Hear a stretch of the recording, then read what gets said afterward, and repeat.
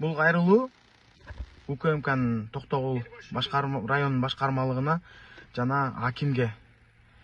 Силер канча факт, канча арыз жазса дагы эмнеге көз жумуп жүрдүңөр?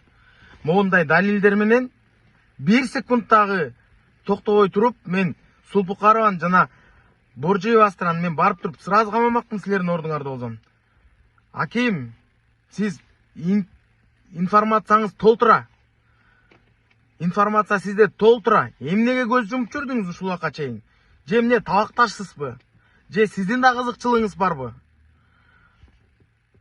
Айткылачы мындай.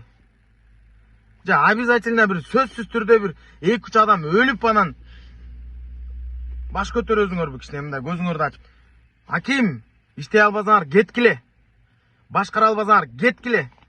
Силер келгенден бери Токтогул өнүгүүгө эмес, көргө сүрөлүп баратат. Спускадагы светофор коюш керек деп какшап жүрүп, канчалаа машинага сүзүлдү.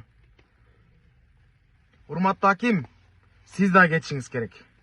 Токтогул акимди жана билим берүү башкармалыгын биз жогорку жактан талап кылып, жакшы башкарууну орнотпосок, мындай ызчылар кайталана берет.